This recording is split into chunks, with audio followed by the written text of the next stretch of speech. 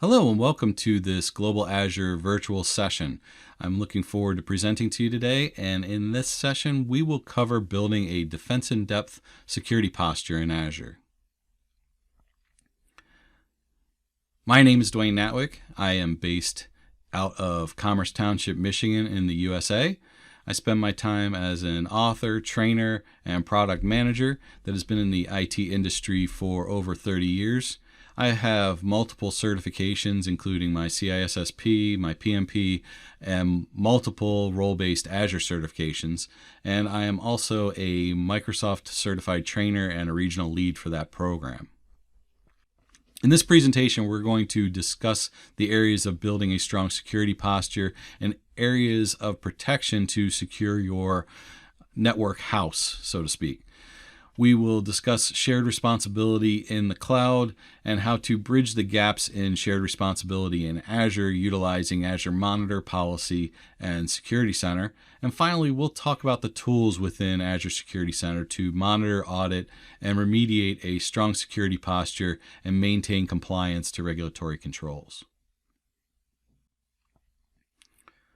First thing we want to talk about when an organization is building a security program is taking into account the two primary threats, those being internal and external threats.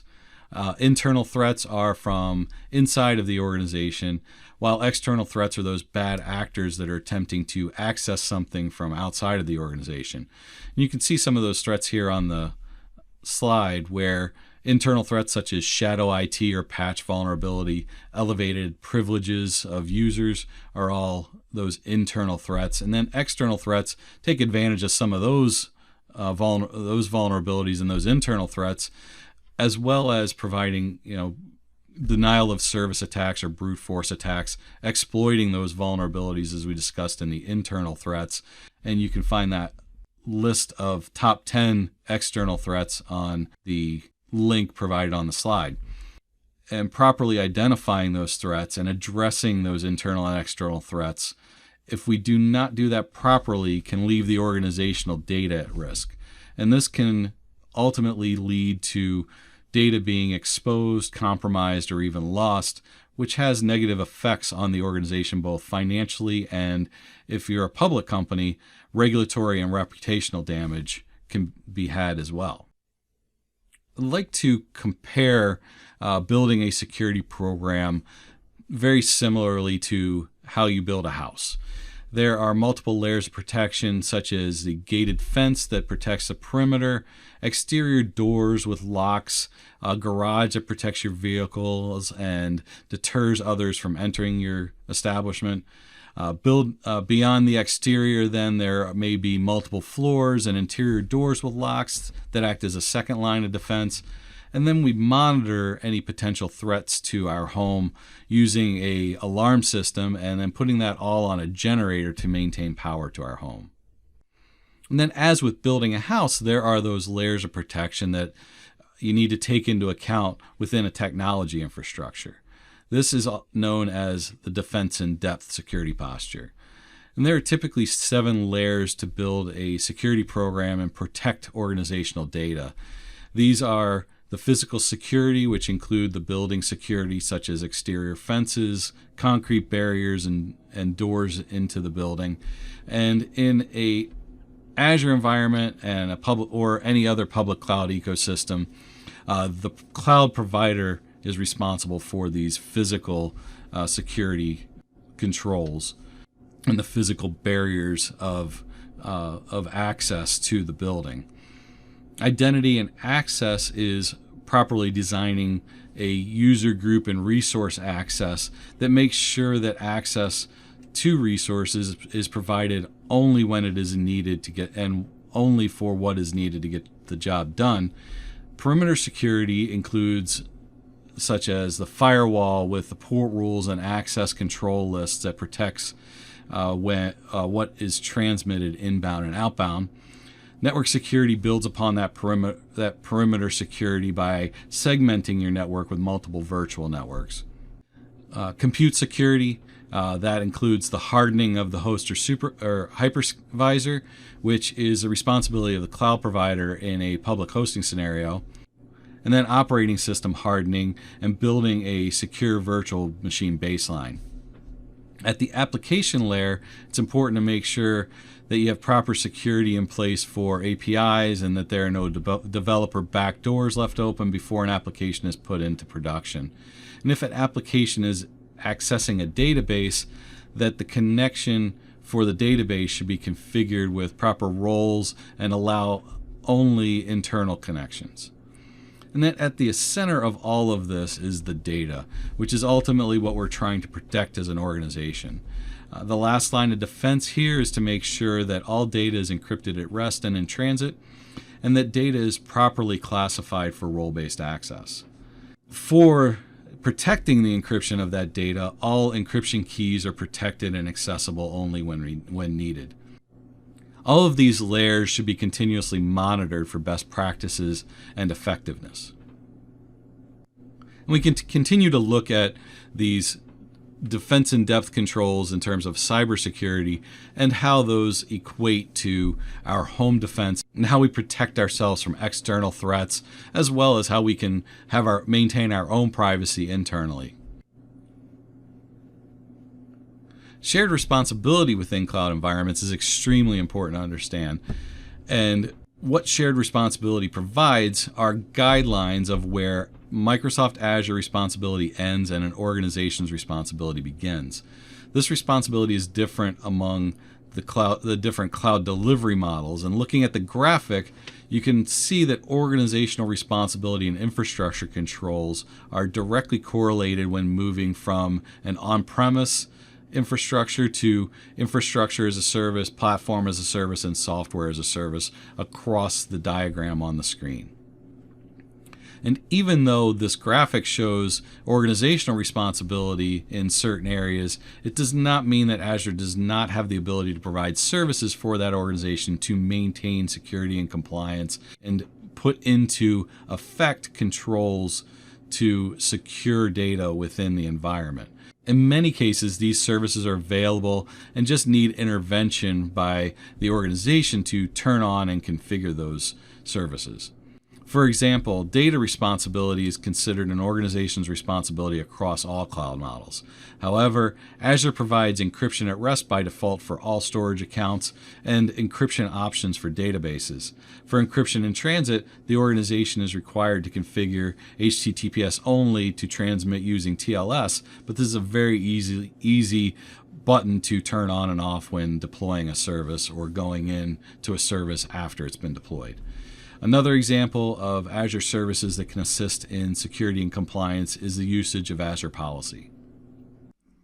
Azure Monitor is one of the most important services within Azure to monitor services, and at the foundation of Azure Monitor is an agent that collects activity and diagnostic logs for services within Azure, as well as it can be used for outside resources to collect data.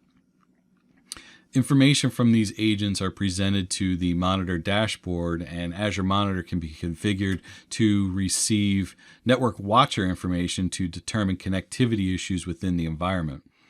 Alerts can also be created that set thresholds that may be a cause for concern with corresponding actions that identify what should be done if these alerts are triggered. Azure Policy then is a service that allows you to assign rules to govern the Azure subscription and the resources. Assigning a policy to a subscription or a resource group enforces compliance when creating new resources, and they will also audit existing resources against the policy for compliance and allow you to make the adjustments necessary to remediate those resources to comply. Azure Policy feeds governance and compliance information then into Azure Security Center. And this information is gathered through assigned policies and initiatives within the subscription or resource groups. So much of the data collected from Azure Monitor, such as activity logs and service logs, and then the policies from Azure Policy, are all fed into the Azure Security Dashboard. And some services that can be monitored within Azure Security Center are multi-factor authentication, update management, policy compliance, role-based access control roles, and the Security Center dashboard then can be used as a central source for policy and compliance of your security controls. So to take that a step further, Azure Security Center provides that central location for monitoring and managing your security posture. And Security Center provides a number of graphics and tools based on best practices that can assist you with reviewing policy and compliance to regulatory controls, monitoring resources to best practice security controls, and recommendations to enable certain controls to increase your security posture. Reviewing network topology and traffic for potential external threats. And then finally, it can monitor and alert using advanced threat analysis and global threat intelligence maps to identify potential threats to your environment and create incident reports around those advanced threats that are being detected. Now that we've discussed some of those Azure tools, let's take a look at these tools and how they can be used within Azure Security Center to monitor and manage security, policy, and compliance. So let's walk through some of these controls and capabilities within Azure Security Center. As you can see, I've logged into portal.azure.com, and I'm going to go directly to Security Center here in my Azure services. You can also search for Security Center, as most of you probably know, right from the search bar up at the top, but we're just going to click on this button right here. One of the key things to note here, though, is you can see I do have regulatory compliance already up and running, and you can see I've got a fully covered subscription. If I did not have the standard subscription enabled within Security Center, this would be grayed out, and you would need to upgrade from the basic tier to the standard tier to have some of these tools around regulatory compliance available to you. You do have with the basic subscription, the secure score or the resource health, and these areas are available, but you get those extended controls for regulatory compliance, networking, and threat protection, all part of the standard subscription. So as we look through and evaluate this dashboard, you can see you have a wide depth of tools at your disposal here. We can see what our overall score is for our security within our environment based on best practices. We can go in here and we can view what our score is and view recommendations directly from here on how to increase our score. I do not have multi-factor authentication enabled for all of my users, so you can see that I have an ability to add 10 points right off the bat to my secure score. As you build that security score higher and higher, you've now created a stronger security posture within your environment as well.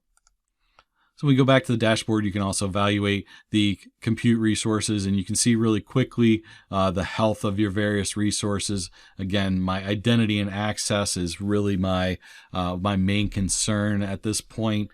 I don't have too many users within this environment. I don't have any external facing services at this time.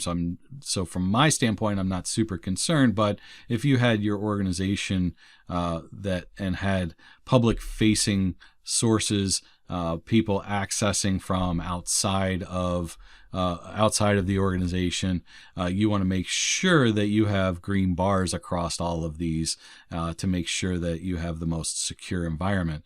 You can also review and go through these recommendations and review each of these resources from the menu bar on the side as well.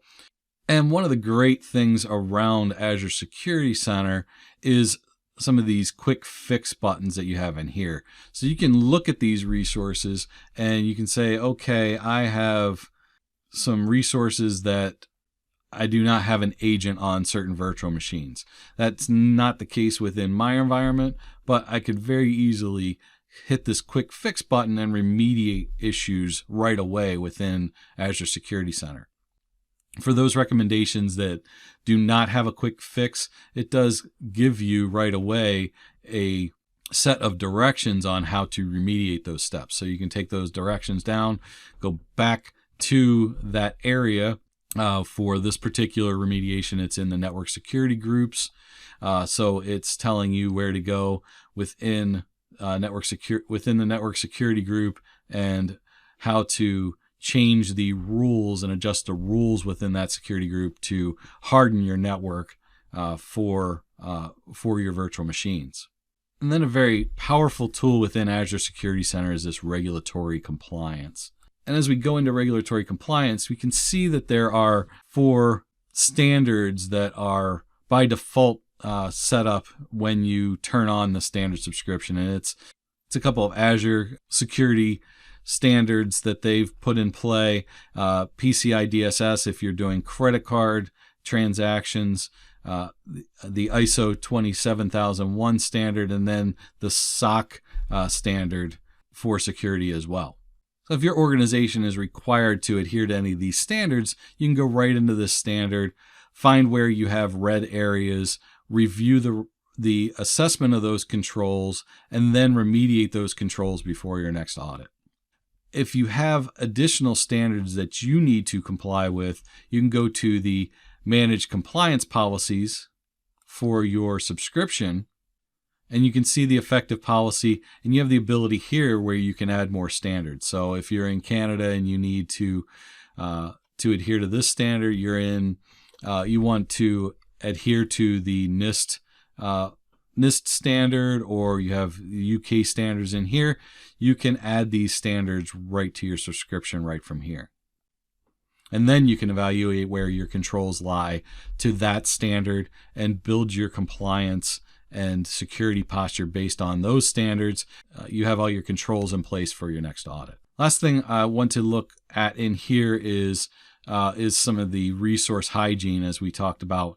And here is where you look at your specific resources and the security of those resources against best practices. And we looked at this very similarly again from the dashboard, but you can go through here and you can look at your compute and apps and review the recommendations for each of those and find where disk encryption should be applied. We have failed resources on 8 of our 8 virtual machines, so we may want to get disk encryption applied, as we talked about when we were talking about our securing of data, that disk encryption on storage accounts is by default, but there may not be disk encryption on some of your managed disks as well as your operating system disks. So you need to go through and remediate those issues by going to the encryption instructions here in Microsoft Docs and go back into your virtual machines and servers and get that disk encryption in place so that you are properly encrypting all your data. And then we also have this Security Solutions tab, which can take everything a step further, such as adding a SIEM to your environment, or turning on Azure Sentinel as a cloud native SIEM within Azure. Here is where you can add agents to non-Azure servers that are in other cloud providers or in your on-premise system, as well as if you're running applications that are public facing, you can put an application gateway web access firewall in play right from within these other security solutions to continue to build that defense in depth posture and secure your infrastructure house, so to speak. And before we finish up here, let's take a look at Azure Monitor and Azure Policy a little bit, just to show how these tools are turned on and what gets turned on to help with Security Center. So within Azure Monitor, you have your activity logs within for what's happening within your Azure environment. When you've created a virtual machine, you need to you turn on your boot diagnostics and your activity within your virtual machine. You have virtual machine insights here that are logging that information. I don't have any virtual machines turned on right now, so I'm getting a lot of not monitored. And you can see my virtual machines are here where I can enable for my virtual machine scale set. You have the ability to enable those monitoring capabilities right within Azure Monitor, and then all that information is then gathered and that activity is gathered where you can then review what's going on with your environment, run queries against your environment. It looks at the activity, looks at those virtual machines and those resources, those storage accounts, and then that information around the activity and what's going on with those that within the monitoring agent is all then feeding into Security Center.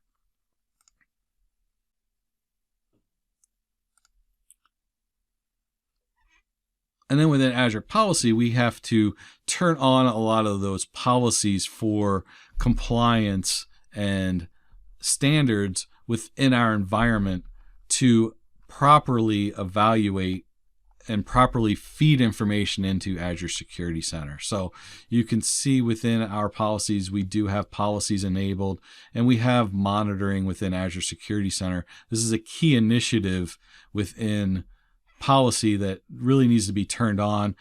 We do have an initiative that is turned on when you create your subscription and your resources within Azure that is turned on as part of the basic tier of Azure Security Center, but you do need to go in and enable the deeper Azure Standard initiative.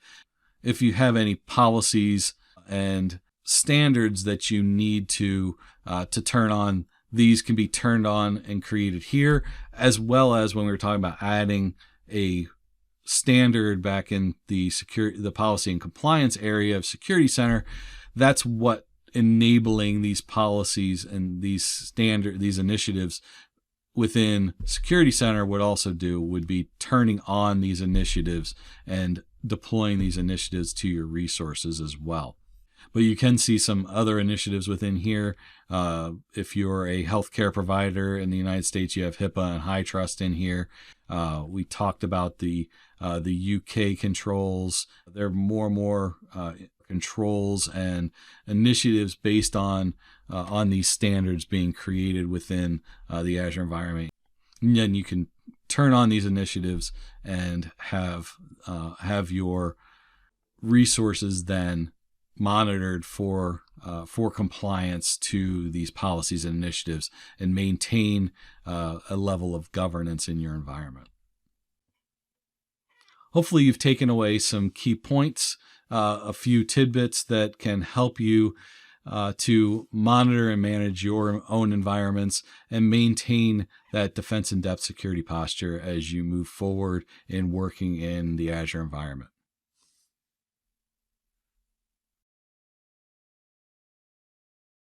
In this presentation, we discussed the areas of building a strong security posture and areas of protection to secure your house. We discussed shared responsibility in the cloud and how to bridge the gaps in shared responsibility in Azure using Azure Monitor, Policy, and Security Center. And then finally, we talked about the tools within Azure Security Center to monitor, audit, and remediate a strong security posture and maintain compliance to regulatory controls. Thank you very much for attending this session. Please feel free to reach out and connect with me on the social media links provided on the slide, and have a great day and enjoy the remaining sessions.